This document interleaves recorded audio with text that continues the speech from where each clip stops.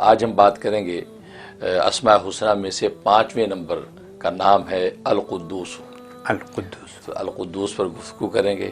یہ القدوس اللہ تبارک و تعالیٰ کے اسماء حسنہ میں سے ایک نام ہے، اور اس کی عدد جو ہے یہ 170 بنتے ہیں۔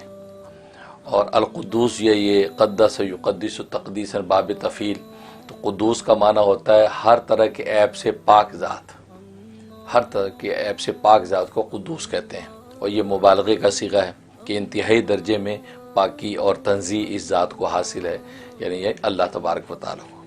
اور اصطلاح معنی میں جو ہے اس ذات کو کہتے ہیں کہ جس ذات میں کسی قسم کی کمی اور عیب نہ ہو اور ہر طرح کے کمال و جمال اس کو حاصل ہوں، اس کو قدوس کہا جاتا ہے۔ سبحان اللہ۔ یہ مبارک نام ہے۔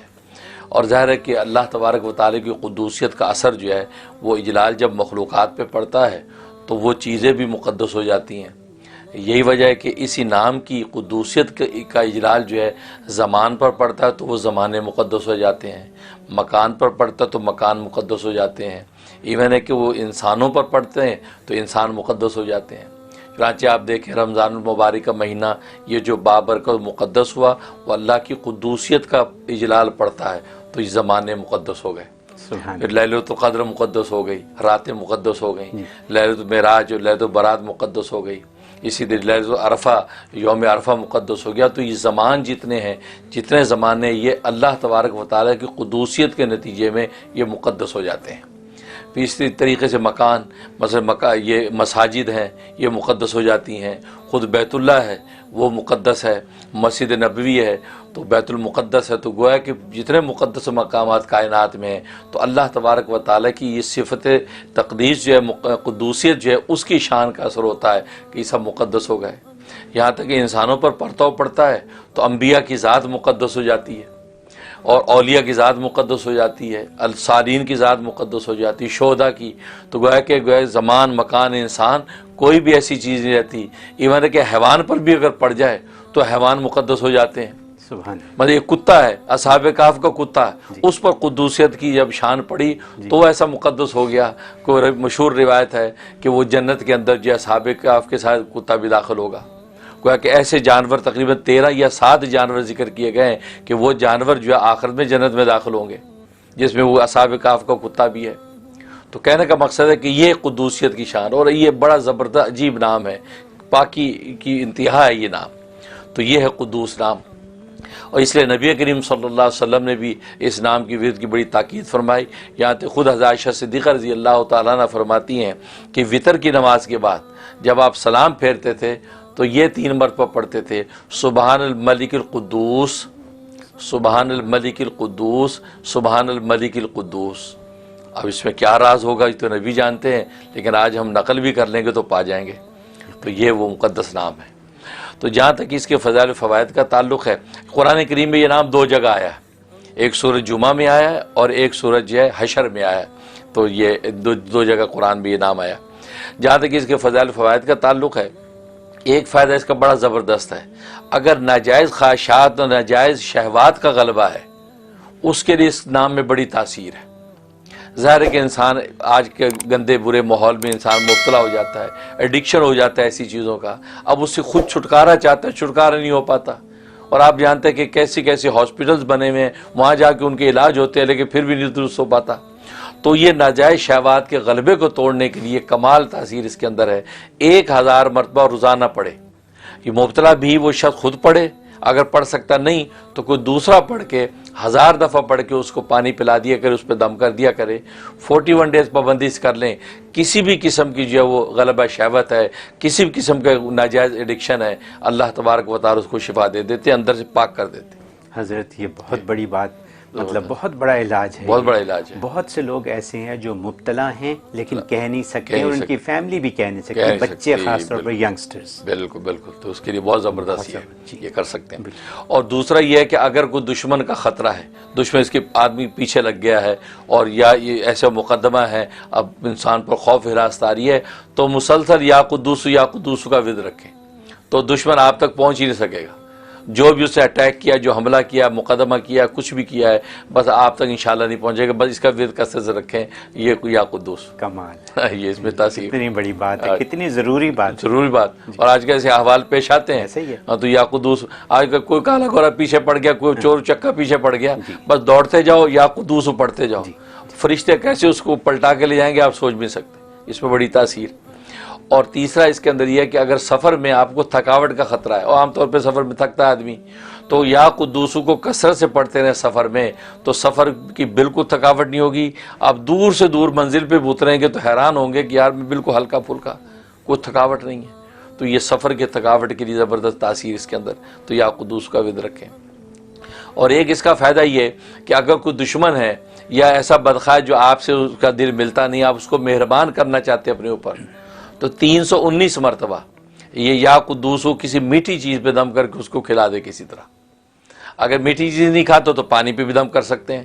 تو بس یہ 319 دفعہ، اور یہ 11 دن آپ پابندی سے کر لیں، انشاءاللہ مہربان ہو جائے گا. ہاں. اور گھروں میں بھی ہوتا ہے، بعض رشتے ایسے ہیں ہسبینڈ ہے بیوی پر مہربان نہیں ہے، سارے اپنے خاندان پہ بہن بھائیوں پہ مہربان ہے، بیوی پر نہیں ہے، تو بیوی کو ضرورت ہے تو یا قدوسو 319 دفعہ پڑھ کے شیرینی کھلا دے. تو کیا ہسبینڈ بھی یہ کر سکتے ہیں؟ وہ بالکل، اگر بیوی مہربان نہیں ہے تو جناب وہ بے پرواہ اس کا خیال نہیں کرتی، یہ بالکل کرے تو انشاءاللہ مہربان ہو جائے گی. اور ایک اس کا ہے کہ اگر انسان فرشتہ صفت بننا چاہتا ہے کہ یار بس یہ غلاظتیں انسانی ختم ہو جائے، فرشتوں والا غلبہ ہو جائے، عبادت کا ذوق مل جائے، اس کے لیے اس میں بڑی زبردست تاثیر ہے کہ جمعے کی نماز کے بعد سبون قدوسن، یہ 2 لفظ سبون قدوسن جو ہے، جب کھانا کھانے بیٹھے تو اپنے اس کھانے کے اوپر سبون قدوسن پڑھ کے پھونکتا رہے اور کھاتا رہے. جس لقمے کو کھایا اس پہ پڑھ کے پھونکا کھا لیا، پڑھ کے پھونکا کھا لیا، تو لقمے پہ دم کر کے کھاتا رہے. چند جمعے نہیں گزریں گے تو اس کے اندر جو ہے عبادت کا ایسا ذکر کا ذوق پیدا ہو جائے گا کہ فرشتہ صفت بن جائے گا، عبادت کی انرجی پیدا ہو جائے گی. تو یہ جناب زبردست میں تاثیر ہے، یہ کرے. اور ایک اس کا یہ فائدہ ہے کہ اگر انسان میں کوئی مرض بیماریاں ہیں یا کوئی آفت اور بلا انسان کی جسم کے ساتھ چپٹی ہوئی ہے، یا اندر ایسے امراض ہیں جو بالکل اب چھٹکارا نہیں ہے، اس کے لیے بڑی زبردست تاثیر ہے. تہجد کے وقت میں 1000 مرتبہ یہ اس نام کا ورد کرنا، یا قدوس یا قدوس. اول آخر 11 مرتبہ درود شریف پڑھ لیں اور دم کر کے اپنے اوپر پھونکیں، اور جب وہ پانی پہ دم کر کے پانی پی لیں. کسی بھی قسم کی بیماری جو ریشے سے نکالنی مقصود ہے، ریشے سے نکل جائے گی. انسان اب 41 دن پابندی سے کر لے، کوئی بیماری ٹھہر ہی نہیں سکتی. اس میں زبردست تنزیہ ہے اسلام کے اندر. اور آج کل جو بہت آسان ہے کہ رمضان میں تہجد میں سحری میں اٹھتا ہی آدمی، بس وہ سحری کے وقت میں اٹھ کے 1000 دفعہ یہ پڑھ کے دم کر لے، پانی پی لے، بس انشاءاللہ جسم کے ریشے کیسی بھی مرض ہوگی اللہ تبارک و تعالیٰ نکال دیں. حضرت کلیریفیکیشن چاہوں گا تہجد کی. تو تہجد کا جو وقت ہے سحری کے وقت، وہ فجر کی نماز سے پہلے کا ہے یا فجر کی نماز ہونے کے بعد بھی ہو سکتا ہے؟ نہیں، فجر کی نماز سے پہلے جب آپ اپنے کھانا بنا روکتے ہیں سحری، بس وہی فجر کا وقت ہے، اس سے پہلے تہجد، اس سے پہلے کر سکتے ہیں. اور جہاں تک خواب میں تعبیر کا تعلق ہے، اگر خواب میں یہ نام لکھا ہوا دیکھا یا اس کو سنا تو اس کا مطلب ہے کہ اللہ تبارک و تعالی اس کو توبہ کی توفیق دیں گے اور عبادت کا ذوق عطا فرما دیں گے، اور عبادت اس کے لیے آسان ہو جائے گی. اور دوسرا مطلب یہ ہے کہ اللہ تبارک و تعالی اس کے جسم میں اگر کوئی مرض بیماری ہے تو اللہ تبارک و تعالی اس کو شفا عطا فرما دیں گے، اور جو دوائیں وہ مؤثر ہو جائیں گی، اس کو فائدہ پہنچے گا. تو خواب میں بھی اس کے لیے اچھی بشارت ہے. حضرت آپ ہر اتوار کو طرز زندگی بیان کر دیتے ہیں الحمدللہ کہ صحیح طرز زندگی کیا ہونا چاہیے.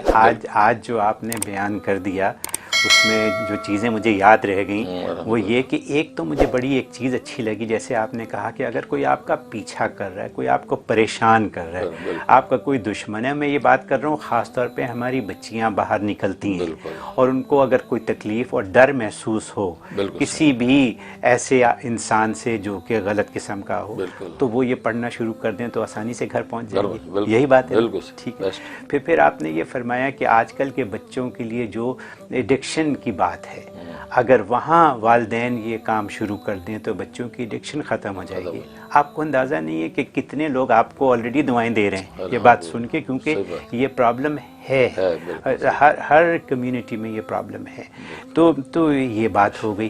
پھر دوسرا، اگر کوئی اور دشمن ہے، آپ کو خوف ہے کسی چیز کا، خوف طاری رہتا ہے ہر وقت، تو اس کے لیے اس میں علاج ہے.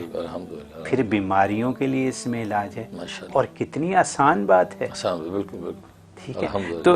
تو مطلب یہ تعلیم، یہ نالج اس پروگرام میں جو آپ ہمیں دے دیتے ہیں، یہ لوگ استعمال کرتے ہیں، اور کیونکہ آسان ہیں یہ باتیں، تو بہت خوب.